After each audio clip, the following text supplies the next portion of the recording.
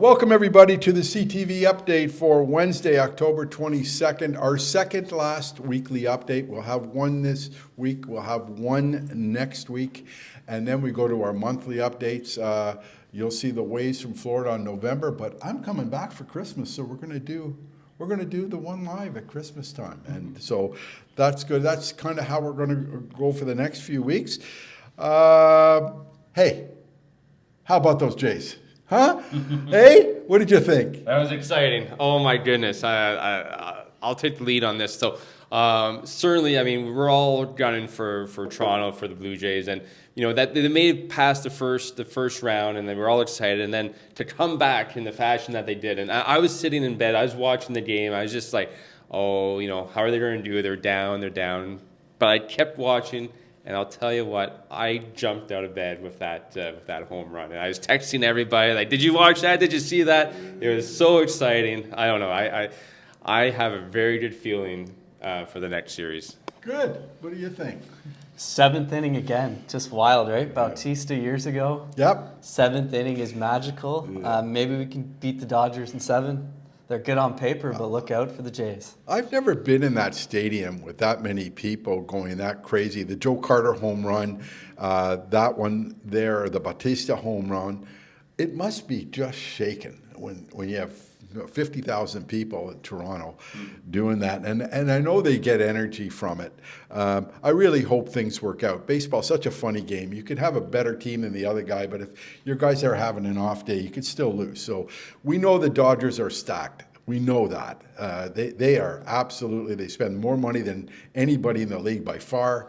They've got players at every position, but you never know with this team. This team was in last place in April. I mean, they started off terrible, and look at them now. So good luck, Jays. Hopefully we can get the World Series back in Canada. Got one more sports item other than golf, and that's our football pool. Yeah. You were doing really well till they made a correction, but you still did well. Like, who you got this week? I mean, we got some tough games this week. Okay, the blowout game is definitely going to be the Miami-Atlanta game. We just don't know how many points they're going to lose by, but we know they're going to lose. What do you think? What do you think the spread's going to be there? I like Atlanta by 13, so in that game. Yeah, I would think that's pretty safe bet. What do you got? Yeah, I'm going to go by 10. Yeah. 10 points over. Yeah. Oh, at least. They have no defense, and look, Miami cannot stop the run, and they're playing Bijan Ramos. Good night. He could get 300 yards, maybe 400 if they keep running him. They don't even have to pass the ball. They just keep running the guy down the field.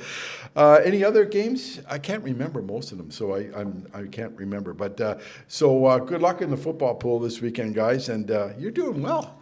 Not doing too bad. Yeah, I've made a bit of a comeback. It's been a lot of fun. So you know, now that I understand the spreads and all that, I'm actually ahead of another person the last couple of weeks, right beside me here. You taught me well. You taught me too well. Yeah. You know, there's a couple of ways of playing it. You could play it down the line and never take a big point spread, and you know, stay close to the center, and you'll probably be near the top of the overall standings if you do that. Or you can take crazy chances like betting 28 points for one team over another, and that team only loses by 10, which I do all the time. So all or nothing. Hey, we had another sport going on this weekend, and that was called the yacht race.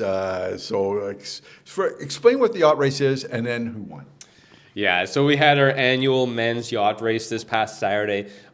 It's a shotgun on the men's on the men's committee. We had 48 golfers, so actually a full field because we only have 12 tee times from them all, and it's all 2-person teams. So we had 48 golfers. What I love about this, everyone comes up in the morning. We had a great buffet breakfast. Leanne and Chef Nicole put on a great stage for the golfers. Then we do all the pairings. All the teams are picked early in the morning. So you don't know who your partner is going to be until mid-morning before you tee off. So we're pulling, there's a pool A and a pool B, and we're pulling names from each pool, and then that's going to be your partner for the day. Wow. And then you go out there, it's a two-person best net. So it's all done on Golf Genius. It's great. And part of the excitement, I mean, we want to congratulate our winners, but part of the excitement is a little bit of betting going on as well. So people are out there having fun, placing a few bets on who they think are going to win. But the big winner this year is our incoming club captain, Pete Richardson, wins the event with his partner, Kyle Gorman, who's one of our trial members. Couldn't have been a better story. Sorry, Pete, putting you on the spot. Pete showed up. He forgot to register for the event. And we actually had a last-minute cancellation. So, the story couldn't have been any better. He shows up, hey, I'm ready to play.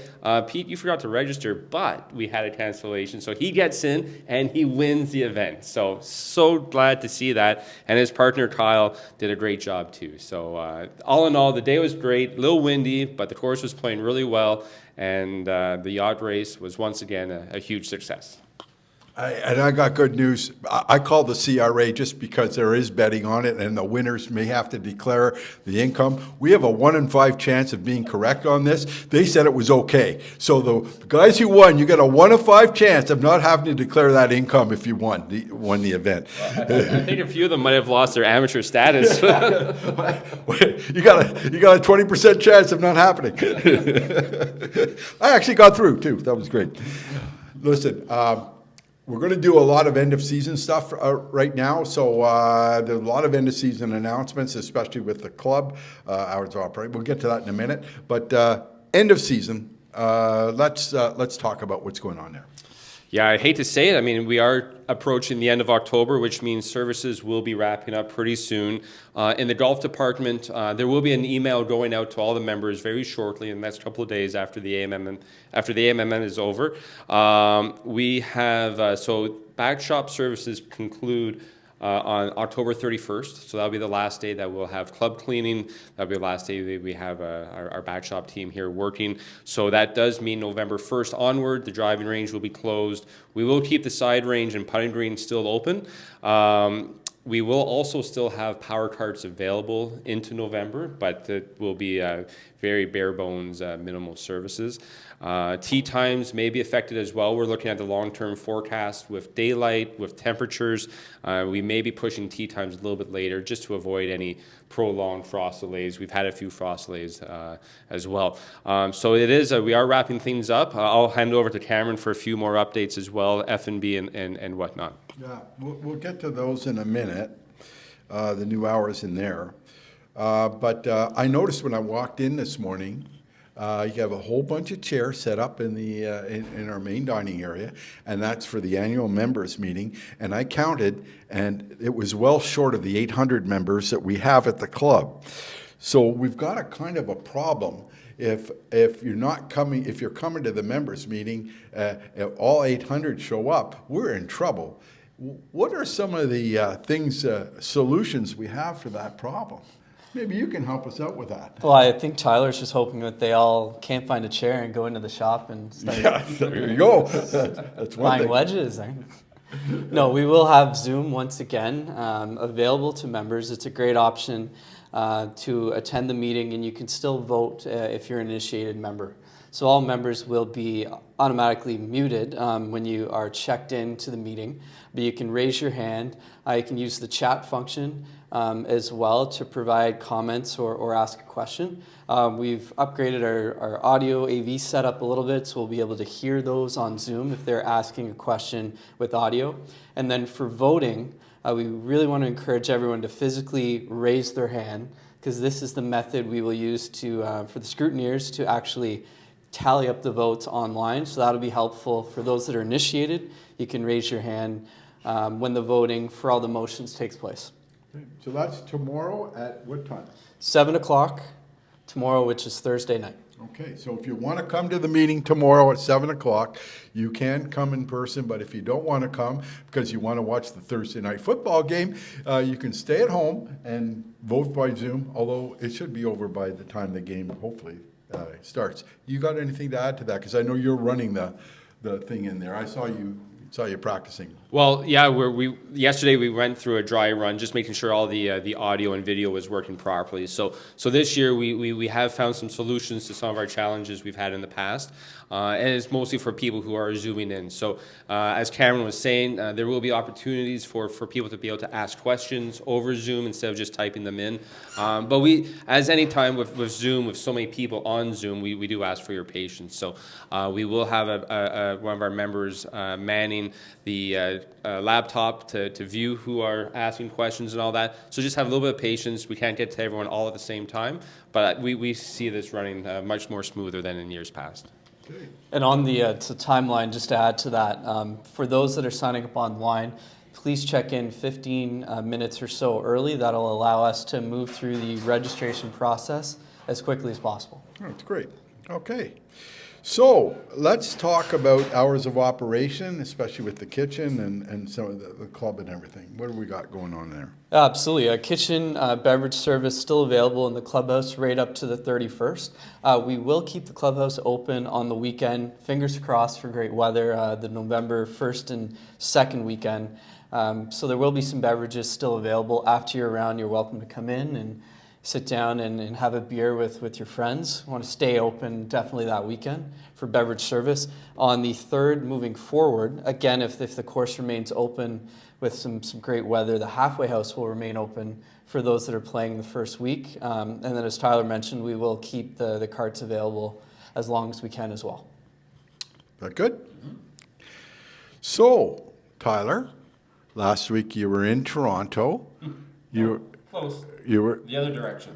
Oh, Montreal. Sorry, Montreal. I'm sorry. That's okay. Montreal, and you were doing some buying, and now we won't talk about the sales because you got a lot of sales going on. We will talk about that, but can you give us kind of a sneak preview of what went on down there? Yeah, John, it's one of my favorite times of the year.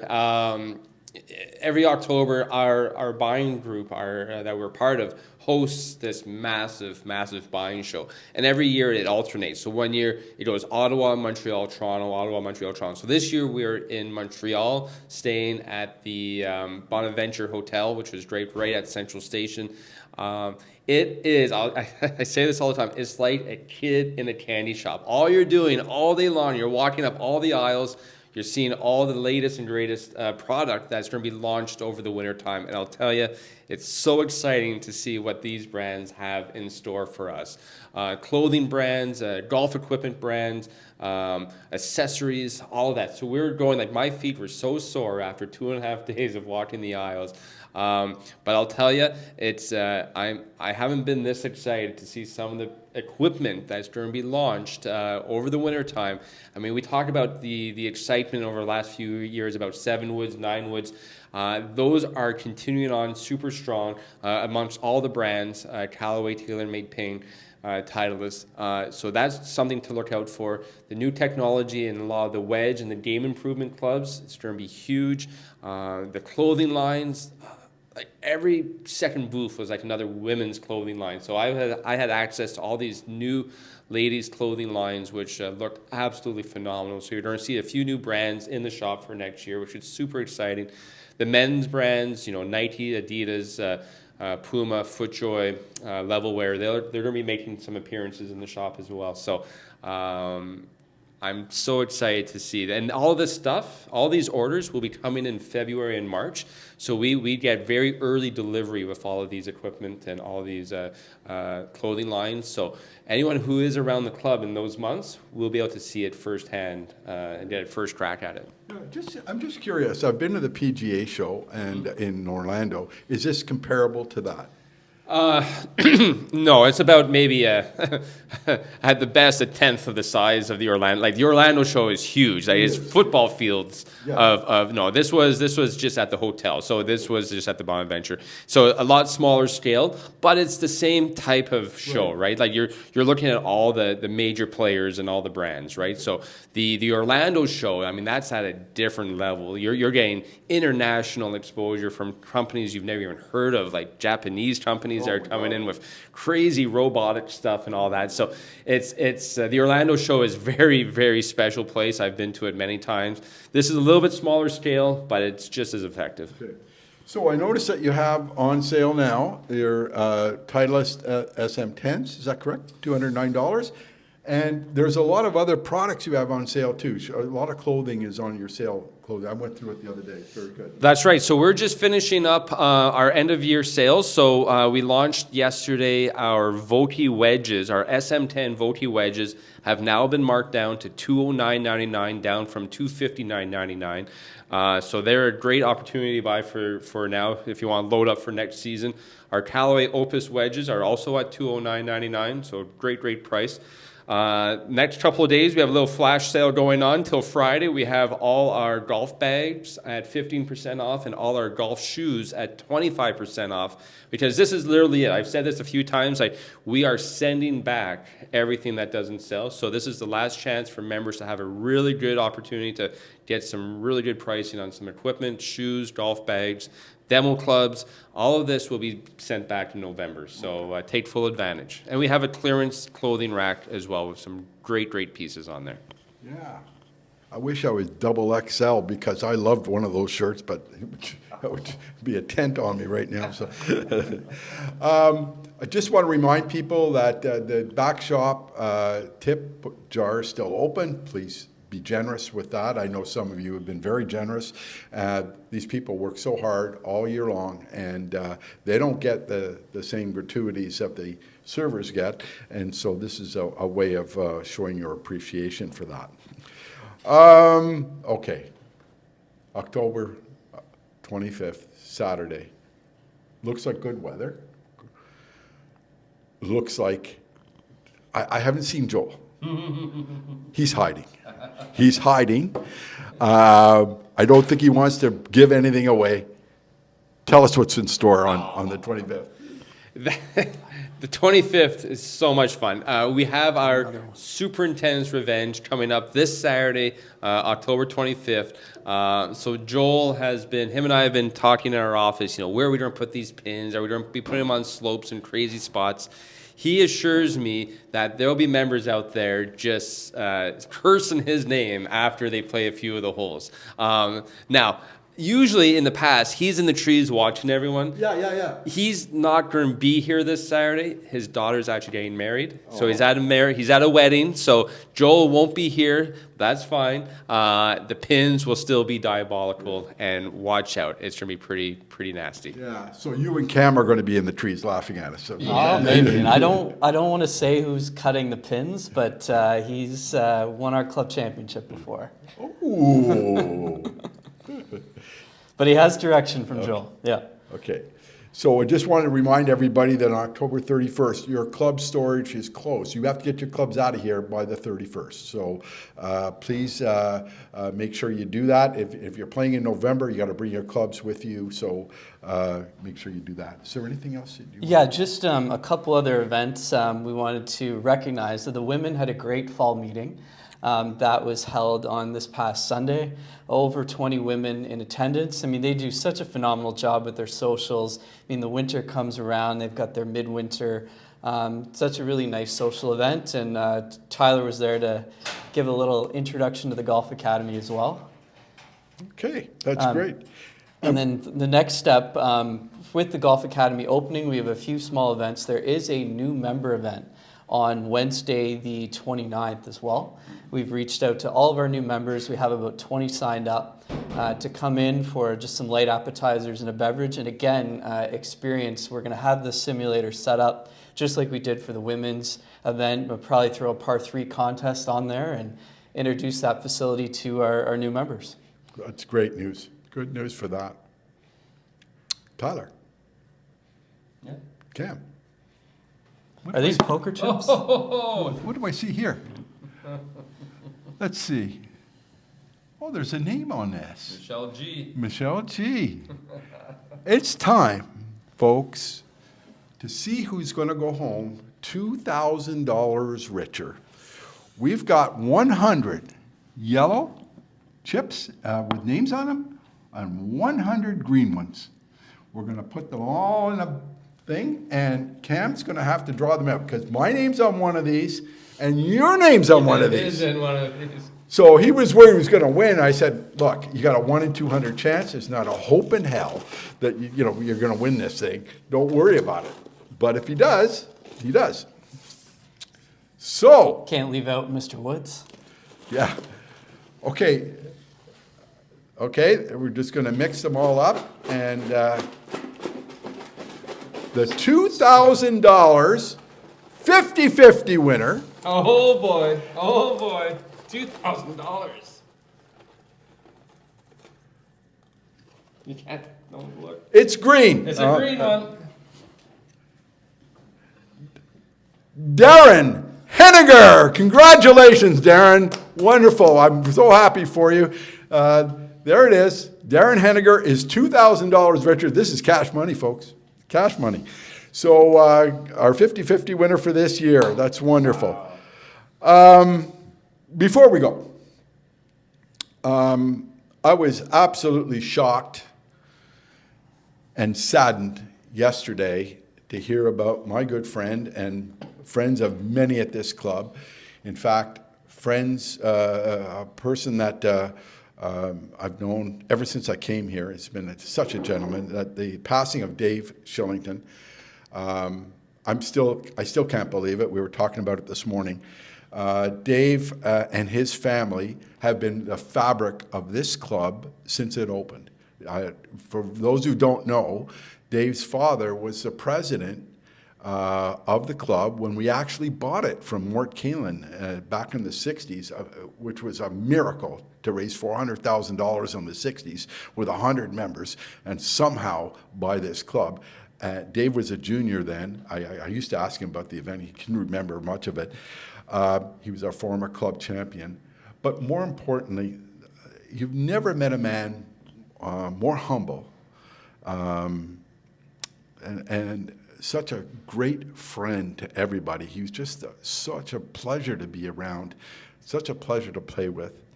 And I'm going to miss him a lot. And our sympathies, condolences, and our love go out to his family, his wife, Faye, and his granddaughter, Carolyn, who works in our